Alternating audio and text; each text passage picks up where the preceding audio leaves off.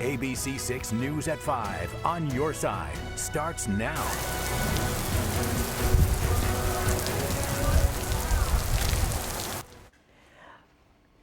First at 5 tonight, downpours and storms marking the start of the Columbus Arts Festival. Check out this deluge just before 2 this afternoon on the riverfront. It sent people running for cover. We've seen that happen before. Good evening, and thanks for joining us tonight. I'm Jessica Ralston. And I'm Rodney Dunigan in for Mike McCarthy. Let's start with the weather tonight. Chief Meteorologist Marshall McPeak is taking the forecast on the go. With all the fun happening there, that means some big detours downtown. That's right, and we're on your side tonight helping you to get around. Elisa Henry breaking it all down. And don't forget, you can take this information you need on the go about the Arts Festival. Of course, we just sent out a push alert to your phone with the ABC 6 app. If you don't have it, just scan the QR code right there on your screen or search WSYX ABC 6 in your app store. After consultation with Deputy Sheriff's family, the law enforcement community, and a review of the facts and circumstances around this case. Upon conviction, it would be my intention to seek the death penalty. Developing right now, the death penalty case against Brian Wilson. He's the man charged with shooting and killing Merle County Deputy Daniel Shear. Today, we learned of a 14-count indictment. Wilson is behind bars tonight on a $5 million bond. Kirsten Lindquist was in Morrow County as the prosecuting attorney sent a strong message that justice will be served.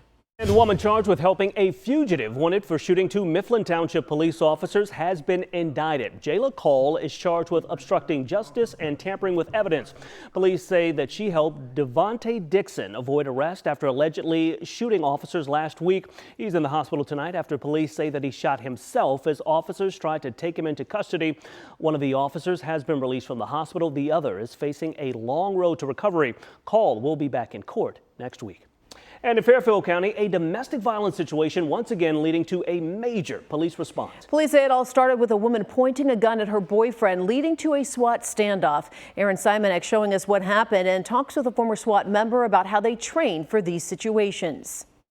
On new tonight, 2 members of a violent human trafficking operation out of South Columbus were given a life sentence. The state AG made that announcement today. 29-year-old James Johnson and 22-year-old Michael Davis were indicted last month for murder, human trafficking, and promoting prostitution. New details now in a shooting that happened in the Hilltop last night. This man, 29-year-old Tyvon Nelson, is charged with felony assault. Police called out to Wedgwood Drive just before 8. Witnesses told police it sounded like a woman and Nelson were arguing and then shots were fired. When police arrived, they found she had been shot. She was rushed to the hospital with serious injuries. And a devastating scene in West Jefferson last night when an SUV went off the road and plunged into a retention pond. And tonight, we have a look at the video showing police rushing in, trying to save lives. Now, this all happened along US 40 and Park West Drive. In the body camera video, you can actually hear and see the chaotic moments as those officers arrive.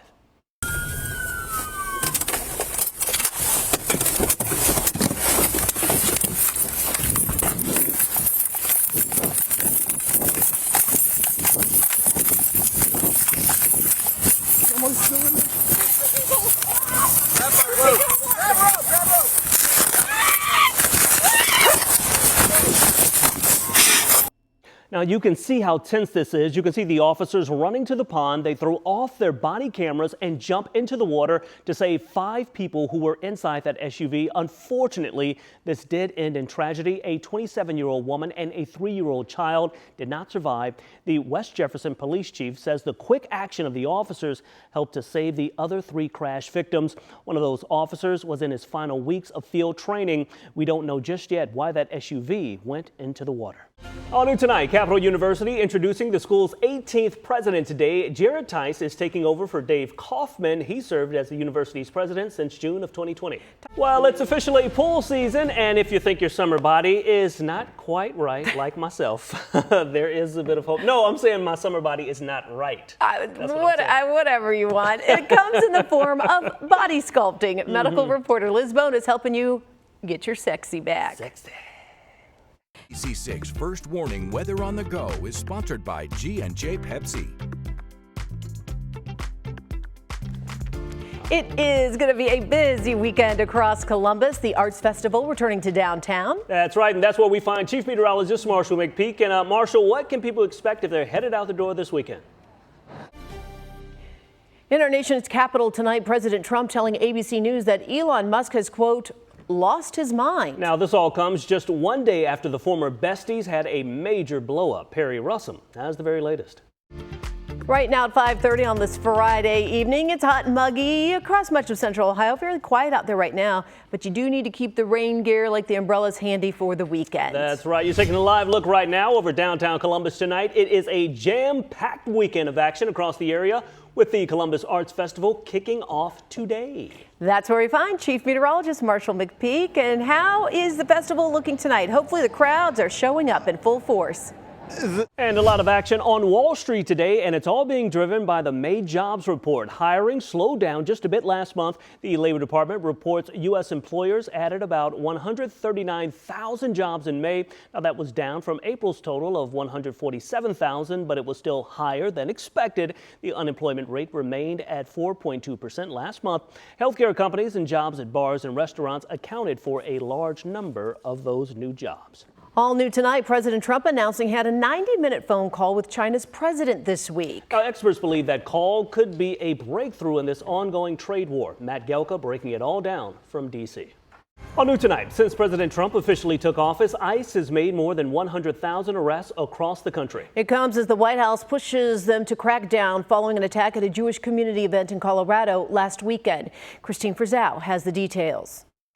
Well, it's officially wedding season, and planning for the big day and the following honeymoon can certainly be stressful. So how can you have fun while not breaking the bank? ABC's Melissa Adon is on your side with some honeymoon hacks tonight. All right, from marriage to pickleball. It's one of the fastest growing sports, and now a massive indoor pickleball facility is coming to Columbus. Match Point Pickleball Club is set to come to the east side this fall. They're going to have Sponsored by G&J Pepsi. Ah, that music puts me in the mood. For what? to dance. For what, Rodney? Oh, okay. Not that sort of mood. Just wanted to clarify. This is it's a family-friendly show. This is a family-friendly show. To dance. Okay. To dance. Okay? Good to know. Let's get to it. Marshall, are we going to Marshall at Arts Festival? Is he going to save us right now? Just save us, friend. I'm not sure what's going on there, but I've got some delicious things here at the Arts. Today marks a very important moment in the history of the United States. It's the 81st anniversary of the D-Day invasion. A cold case murder mystery that's haunted Newark for more than 35 years appears to be solved tonight. It was back in 1989 when Helen Stewart was found dead, her body left in a car. Now, years later, finally an indictment and a suspect has been named. Terry Sullivan walking us through this shocking break in this case. The woman at the center of a standoff in Lancaster is facing charges tonight. Good evening. Thanks for joining us. I'm Jessica Ralston. And I'm Rodney Dunigan. Police say that she threatened her boyfriend with a loaded gun. Tonight she's facing a long list of charges, including domestic violence. Investigators say this all sparked just before 8 this morning in Fairfield County. This all apparently started as a heated argument that eventually led to a standoff with Lancaster police. Officers were eventually able to get her out of that home and get the woman to come out peacefully. Tonight, officers are speaking out on the dangers of domestic violence calls. As you know from the last few weeks, as well as statistics, show that domestic violence, just what we consider a normal domestic violence call, is a very hostile situation. And not only for the individuals that are involved in the domestic, but as well as the officers responding. So yes, absolutely, this is the best outcome that we could possibly ask for. Investigators believe alcohol could have been a factor. No one else was inside the home at the time of this incident. Now, all of this comes as we learn that a Merle County prosecutor's office is pushing for the death penalty for Brian Wilson. He's the man accused of shooting and killing Deputy Daniel Shear. Today, the grand jury handed up a 14-count indictment. Kirsten Lindquist is on your side with more. Tonight, new information at a deadly crash in West Jefferson. A 27-year-old woman and a 3-year-old child both died when an SUV they were in went off the road and into a retention pond. And we have new body camera video showing the moments officers rushed in to try to save all 5 people who were trapped inside of that SUV. Jeremiah Wilcox has the full story. That time of year, the annual U.S. News and World Report ranking the 50 United States has been released. That's right. And this year, the state of Ohio not looking too good. We slipped 2 spots from last year, landing at, get this, number 38. All right, but take it for what it's worth. The rating system is based on 8 key metrics, they say. The state scoring the highest in opportunity and fiscal stability, but ranking below average or worse in the rest of the categories. Ranking number 30 in infrastructure and education, 31 in crime and corrections, and 34th in healthcare. Our state's worst rankings were in the economy, coming in at number 35, and natural environment, where we ranked 41. E-bikes are becoming more popular. Not only are there rentals in pretty much every major city, but their presence is growing in neighborhoods. Now, a new study is highlighting exactly how dangerous e-bikes and scooters can actually be. A number of riders and pedestrians getting hurt continues to rise. David Winter has the latest on these unregulated bikes causing some serious problems. For the Columbus Crew, losing a few stars in the offseason has opened the door for a new name on the team. Not only is he making his mark right here in Columbus, but pretty soon he will be doing the same for Team USA. And the 2-0 men's team plays Turkey tomorrow afternoon in Connecticut. As for the Columbus Crew, they are off until the 14th when they host Vancouver at home. The Whitecaps are one of the best teams in the league. Good Evening Columbus on ABC6 starts now. And happening right now, agents from the BCI are on the south side of Columbus investigating a police-involved shooting. This all happened at a community center along East Woodrow Wilson Avenue. Now, Nick Velan is there live for us tonight with the very latest. What do you say, Nick? All right, thank you, Nick. And we have new developments in the chemical leak that forced evacuations in Vinton County. That evacuation order has been lifted. Now, this is a map of where this all happened at the Red Diamond plant located just south of a town of 750 people, all of them told to leave their homes after that leak was reported. Steve Levine has the very latest. And tonight, the state EPA is investigating exactly how that leak happened. On New Tonight, a 19-year-old Columbus man faces up to 10 years in federal prison for swatting. Braden Grace pled guilty to several charges. Grace admitted to swatting and giving out the personal information of people across the country with an online group that he created. One of the victims was Hollywood Casino. Swatting is when they call police and report an active shooter or other emergency. Tonight, a man from Tennessee has been charged with raping a 15-year-old girl in Grandview Heights. This all happened back in April at a hotel in Grandview Yard.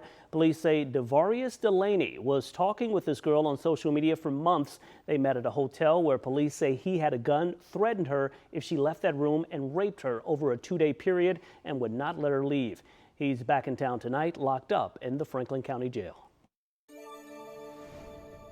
It is very important that you stand in solidarity with us and get this bill to pass, because it could be your kid, and trust me, you'll want somebody looking for them. At the State House tonight, a call to action when it comes to the fight against human trafficking and getting answers to the families of missing people here in the state of Ohio. Senate Bill 178 is focused on creating a task force for missing women and girls. Kirsten Lindquist on your side with the story. All right, turning to the forecast, meteorologist Jennifer Herbert tracking things for us tonight. Jennifer, it has been a beautiful day out there for folks who want to get out and about. Yeah, a lot of people. Developing tonight, Governor Mike DeWine is expected to sign the state budget bill by the end of the month. Right now, it includes major cuts to food service programs like the Children's Hunger Alliance. Aaron Simonek looking into the growing concerns tonight. ABC6 News. Tonight, a major effort to keep Columbus kids fed this summer is officially underway. The city kicked off its Go Lunch event at the Scioto Southland Community Center. It's the largest summer meal program across the entire state. Students 18 years old and younger will get meals through Columbus Recreation and Parks. Mayor Andrew Ginther says students often rely on school breakfast, lunch, and after-school snacks during the school year, so these summer programs make a huge difference. In summertime, that's a huge unmet need, and so we're really proud of the partnership between the State Department of Education, Columbus Recreation and Parks, and making sure that kids have access to nutritious meals. Critically important fuel for their play and activity and participating in camps. And the summer food program has been around for decades and continues to grow. Tonight, a 13-year-old boy from Gahanna is earning top honors in the birding community. Sarah Converse has the story that is positively Columbus.